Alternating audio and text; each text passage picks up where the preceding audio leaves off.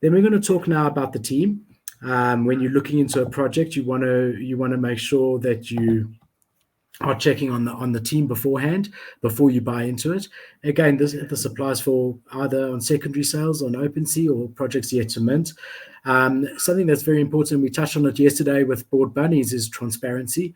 You really do want founders that are being upfront and acknowledging if there's errors and not burying their heads in the sand and just pretending like everything is okay.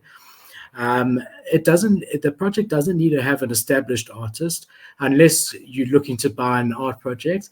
But it's definitely a bonus for me. If you see someone like in one of the projects we checked yesterday, that's doing things like Marvel and all the rest of that, that they've got a following of their own, and they'll bring that to the project.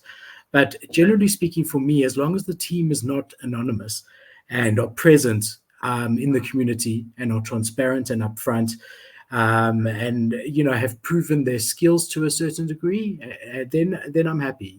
But you want to know that it's a legitimate person behind it, and you've got to be careful, because often you'll go to a website and you'll see a link to a Twitter on the team page, but when you click on that Twitter, you'll see that someone has just formed their account a week or two before launch, and it's not their real name, it's not their real picture. So if it was a Bored Ape, it might be Bored Ape Philip, or something to that effect. So that's not doxing yourself. That doesn't mean that the team has said who they are. So it's very important to do that. I also like to look at the founder's background. I've noticed a trend that often founders who are successful in business or entrepreneurs or to that effect often end up being successful in this space also, because they know that it takes hard work and they've got the grit to do it. And they don't fold at the first challenge. So that's something that I like to look for. It doesn't mean that you have to have that, but that's definitely an added bonus for me. And the other thing that's nice is when they have other successful NFT projects under their belt as well. Now, again, that isn't a necessity, but for me, when I see that, then I know that these guys have a proven track record in the space, and it gives me an extra level of comfort with it. But again, it's not needed; it's just an added bonus for me. There's been a lot of rug pulls, not just recently, but for the last couple of months, and that's basically where a team launches a project with the full intention from the beginning of minting and then leaving the project. We're not delivering on anything they've promised, not being there for the community. It's called a rug pull. And I would say 95% of rug pulls, the team is completely anonymous. When you look a bit deeper and you actually try to find who they are in real life, you can't find them. So, I've got a bit of a rule with myself that unless it's Bored Apes founders, which means it's not anonymous, but something like that, unless it's like really, it's got that lineage, I won't invest in a project if I don't know who the founders are. If they're not prepared to dox themselves, it doesn't matter how hyped it is, how nice it is, I would rather not invest in it. So team is very, very important. And you also get cash grabs, which is, they might intend to stay on in the project, but they try as much money as possible. Now, I know my friend Morland might not like this, because he's a big JRNY crypto fan. However, I was very turned off by the JNRY crypto mint. So the way it was whitelisted, Dogepound had whitelist where they could mint it at 1 ETH. And the second he saw how quickly they sold out of that, he decided to change for the public and make it a Dutch auction. And he started the Dutch auction at 4 Ethereum to try and get as much as he could from the community. And you have people literally sitting in front of their computers for 14 hours waiting for the price to get down to 2 or 1 point whatever. And it just shows, for me, it just showed that he didn't care, in my opinion, and it was a pure cash grab, in my opinion. Now, he is going to deliver utility. And I actually think the project will be successful because he's very well known in the space, fully doxed, has a lot of experience, has a lot of capital to invest, has been in the space since the very beginning. He owns something like 30 Bored Apes, which he's held through all the ups and downs. So his prominence is there and his intention is there and everything is good. But for me, that was a cash grab in my eyes. And listen, I'm little Philip sitting here, so it's not a thing on JRNY at all, but that was an example in my mind of a cash grab. So yeah, that just gives you a basic idea of the team, what to look for and what to be careful of. Just make sure they're fully doxed, and when I say doxed, check that it's actually linked to a person.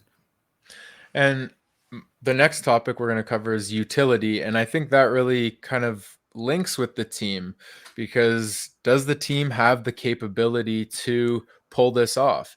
Like you said, you're not a fan of how Journey did his launch, but he still has the capital and the know-how and the people behind it to make that a successful project Sure.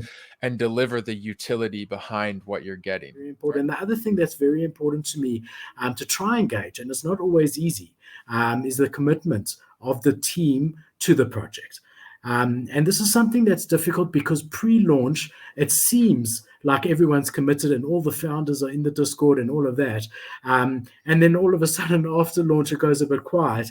So that's a nice thing. There's definitely a higher risk in buying out projects that are yet to mint, so minting, versus buying into ones that have got a proven track record and where the team is there and you've got proof of it. You just go in their Discord and you see it.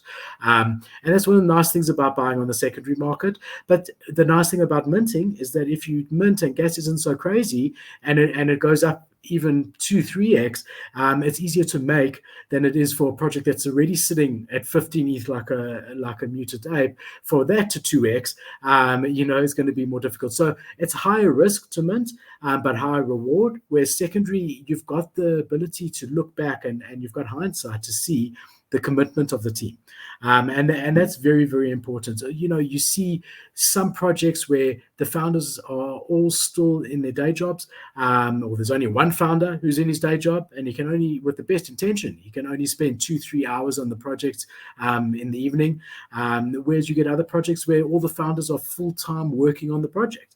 Now, I would want to invest in a project where the founders are there full-time, obviously, because you know that they're putting their everything into it. And if there's a way to tell whether they're involved in many other communities, founders of many other communities, that's also a bit of a problem. You want them to be focused on your community and what you invested on. Obviously, if that's ticking over nicely and doing very well and they hire the right people, move along, sure.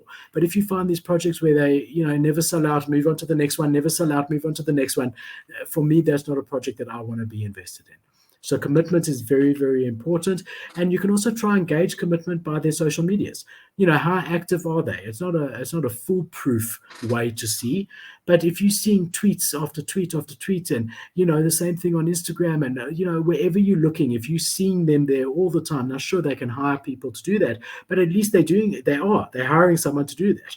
Whereas if it's a ghost town on the Discord, that's on the Discord and the Twitter and their socials, that's also a red flag. So hard to tell, but try and find out how committed the team is. And you can ask questions. Go into Discord. And, a good project will have the founder there every so often, at least. He has to sleep at some stage if there's only one. But there should be a founder in the Discord, and ask them, no disrespect, but, are you doing this full time? And ask those questions. If you can, set up a call and see, because that is something that's also very, very important. And I think the founders too appreciate that, right? Like they would appreciate to know that there are people taking this seriously and asking the questions, right? I've done it. You've done it. We've gone in and just asked, hey, what's going on with the project? And if they're open and honest, that's usually a good sign. So yeah, use the tools you have, the Discord, the Twitter, get involved in the community, and also ask the questions of the team. Because at the end of the day, you're not just buying the NFT, you're investing in the community and you're investing in what the team is promising you. So can they deliver? For sure. So I think that's quite a good starting point. Just to rehash, we're looking at number one, the art, and if it is an art-based project, the artist behind it. Number two, we're looking very deeply and very carefully at the team behind it. Number three, we're looking at the utility, which, as Eve said, is very important. Number 4, we're looking at the roadmap. And if it's already a project that's been minted, whether that roadmap has been delivered on when it said it will be delivered on to date. Number 5, we're looking at the team's commitment. Number 6, we're looking at the community behind it. And I think if you do all of that, then there's no foolproof way to do this. You can have a project that ticks all these boxes and is actually a rug pull, and pretending to be all of this. And vice versa. You can have a very basic project by a little artist where he's got the best intention in the world. He's fully committed to this. It's his full-time thing, and where it will end up being successful because he's not going to rest until it's there. But he doesn't, put a proper roadmap together or a nice website or whatever it may be. So it's not easy to decipher, and there's no foolproof way to do it. And both Ethan and I have gotten it wrong and continue to get it wrong at times. But again, someone could be pretending to be a different person, so they could look like they are properly doxed and just be using someone else's image and someone else's name. So you can only do so much. I mean, you can hire a PI and take it a bit further, but for the most part, you can only do so much. But often, also if you see the roadmap or anything on the website and there's grammar errors and there's, stuff that looks like it was put together in 3 seconds, if they're going to do their website like that, the chances are they're going to do everything that they do like that. So you really want to check everything out properly, spend time on it, get to know the project, ask questions, go into the Discord, chat to the founders and just get a feel for the project. And that will hold you in better stead than if you just like a PFP image on OpenSea and pay half an ETH for it.